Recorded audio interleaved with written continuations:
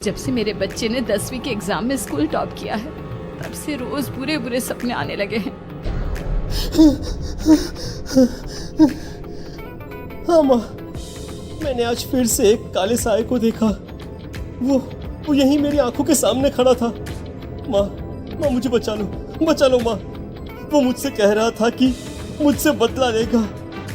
माँ कहीं ये प्रशांत। चुप कर, कैसी बात कर रहा है? दोबारा उसका नाम मत लेना। तुझे पता है ना, उस प्रशांत ने आत्महत्या कर ली। तो बार बार उसका नाम मत लिया कर। मम्मी, क्या सच में प्रशांत ने आत्महत्या की थी? चुप कर, बहुत सवाल पूछता है आजकल। और फिर रात के वक्त सविता के पूरे घर में एक अजीब सा काला धुआं छाने लगा। गहरी नींद में सोई सविता की जैसे ही आंख खुली उसका दम घुटने लगा। वो दौड़कर रिशु के रूम की तरफ गई, जहां उसके दरवाजे पर घूमती एक काली परछाई देख वो बुरी तरह से घबरा गई। कौन है वहाँ? कौन है? सामने आओ। ये मैं हूँ, तुम्हारी काली करतूत।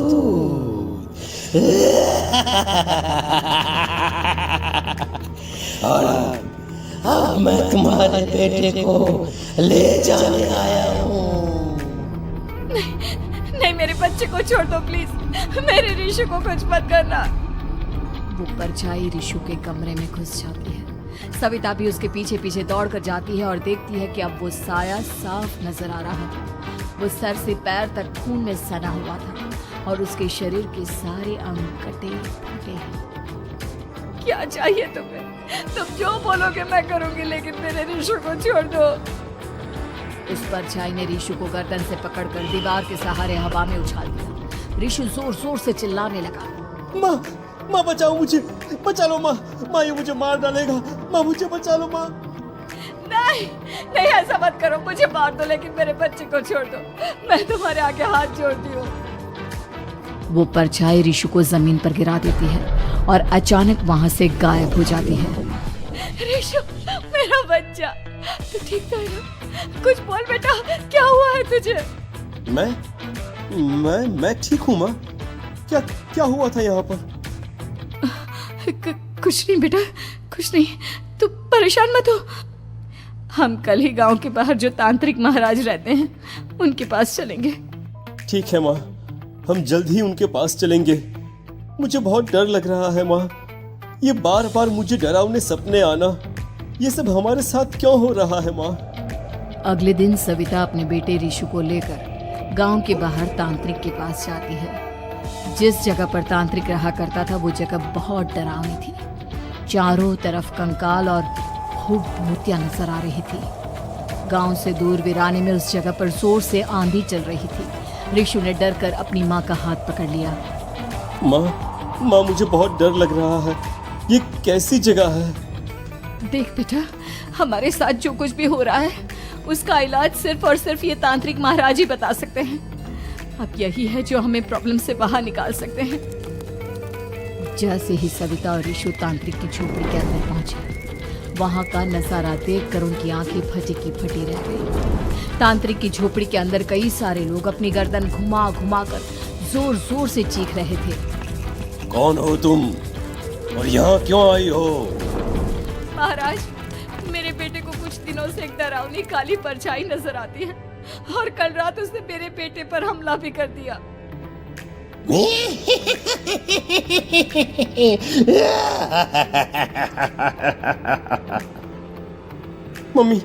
मम्मी हमें यहाँ से चलना चाहिए। ये जगह मुझे ठीक नहीं लगती। नहीं बेटा, ऐसा नहीं कहते।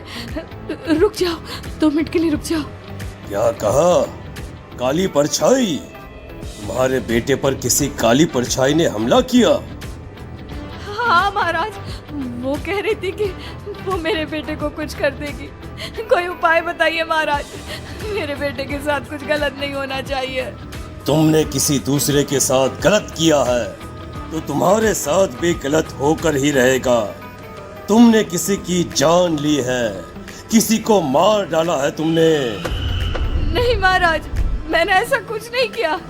मैंने किसी की जान नहीं ली। मुझे कोई उपाय बताइए।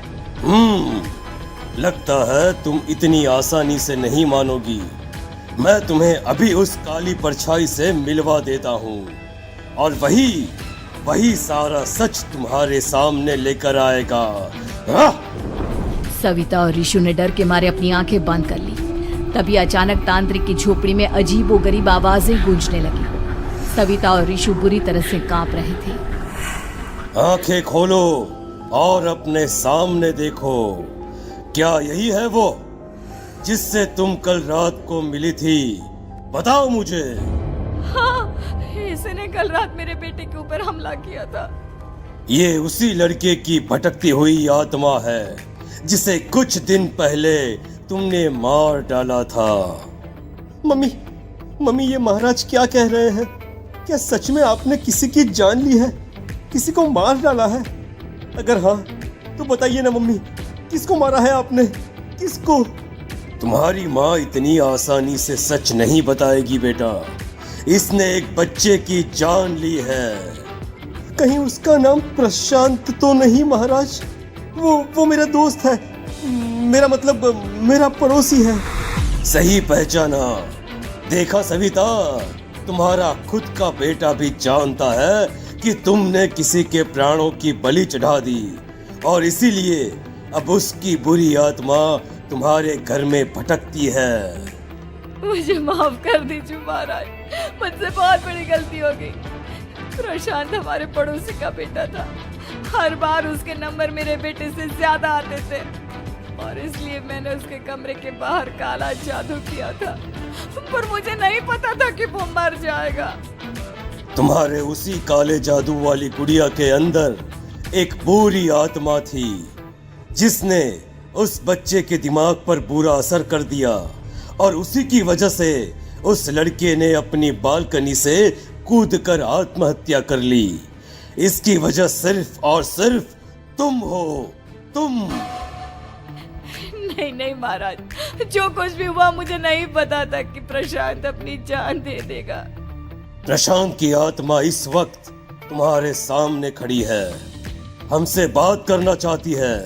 बोलो क्या कहना चाहते हो?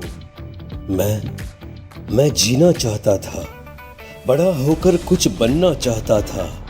आपके बेटे से मुझे कोई परेशानी नहीं थी। अरे वो तो मेरा अच्छा दोस्त था।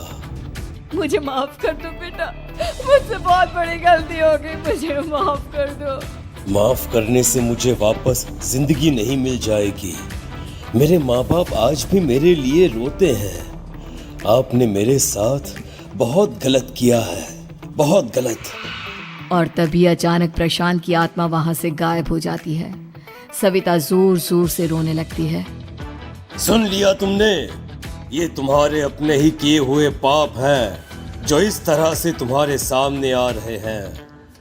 माँ, ये आपने अच्छा नहीं किया। सिर्फ 10th बोर्ड के एग्जाम में मैं टॉप कर पाऊं, इसीलिए आपने मेरे दोस्त के ऊपर काला जादू कर दिया। नहीं मम्मी, नहीं, अब हम कभी खुश नहीं रह पाएंगे, कभी नहीं। मेरे दोस्त की आत्मा को कभी शांति नहीं मिलेगी मम्मी, कभी नहीं। लेकिन मैंने जो कुछ भी किया सिर्फ तुम्हारे लिए किया। वो लड़का हमेशा फर्स्ट पोजीशन पर आ जाता था और इस वजह से हमेशा तुम्हारे मार्क्स कम पड़ते थे। मैंने तो सिर्फ उस पर एक छोटा सा काला जादू किया था बेटा। मुझे क्या पता था कि उसका ये नतीजा निकलेगा। जिस गुड़िया को तुमने उस लड़के के कमरे के दरवाजे पर लगाया था, दरअसल उसके अंदर एक बुरी आत्मा का प्रवेश हो गया था, जैसा कि अक्सर काला जादू करते समय हो जाता है। मुझे अपनी गलती का एहसास हो गया है। मैं प्रायश्चित करना चाहती हूँ, आप बताइए मैं क्या करूँ? प्रशांत के घर जाकर उस काली गुड़िया को वहां से निकालकर यहाँ लेकर आओ। मैं उसे आग में जलाकर राख कर दूंगा और उसके बाद प्रशांत की आत्मा को हमेशा के लिए मुक्ति मिल जाएगी। अगली रात सविता चुपचाप अपने पड़ोसी प्रशांत के घर जाती है। प्रशांत के माँ बाप प्रशांत की मौत के बाद उस घर को छोड़कर हमेशा के लिए वहां से चले गए थे। जैसे ही सविता उस घर के अंदर कदम रखती है, उसका सामना अजीबोगरीब हैवानियत से भरी आवाजों से होने लगता है। ऐसा लग रहा था जैसे कोई बुरी तरह से चीख रहा हो। सविता जैसे ही प्रशांत के कमरे के बाहर पहुंचती है, वहां पर लटकी हुई गुड़िया के शरीर से खून टपकने लगता है। ये क्या हो रहा है? इस गुड़िया के शरीर से खून क्यों टपक रहा है? सविता हिम्मत करते हुए उस गुड़िया को वहां से उतारने की कोशिश करती है, लेकिन तभी अचानक से बहुत भयानक दिखने वाली औरत उसकी आंखों के सामने आकर खड़ी हो जाती है। मैं यहाँ से कहीं नहीं जाऊंगी, और अगर तूने मुझे यहाँ से हटाने की कोशिश की तो मार डालूंगी मैं तुझे। नहीं नहीं, मुझे तुम्हें यहाँ से ले जाना ही होगा, नहीं तो मेरा बेटा, उसकी जान को खतरा है। मैं तुम्हें नहीं छोड़ सकती। अगर तुम्हारे अंदर हिम्मत है तो मुझे इस घर से बाहर ले जाकर दिखाओ। और ऐसा कहकर वो औरत सविता के ऊपर हमला कर देती है और उसे हवा में उछाल उछाल कर जमीन पर पटकती है। लेकिन तभी अचानक मौका देखकर सविता अपने हाथ में ली हुई सुई उसके हाथ में चुभो देती है। हाथ में सुई लगते ही वो औरत जमीन पर तड़पने लगती है। ये क्या किया तूने? ये क्या कर दिया? तुझे ऐसा नहीं करना चाहिए था। तांत्रिक ने मुझे कहा था कि तुझसे जीतने का सिर्फ यही एक तरीका है जिससे मैं अपने पापों का प्रायश्चित कर सकती हूँ और अपने बेटे की जान बचा सकती हूँ। और उसके बाद वो डरावनी दिखने वाली औरत एक छोटी सी जादुई गुड़िया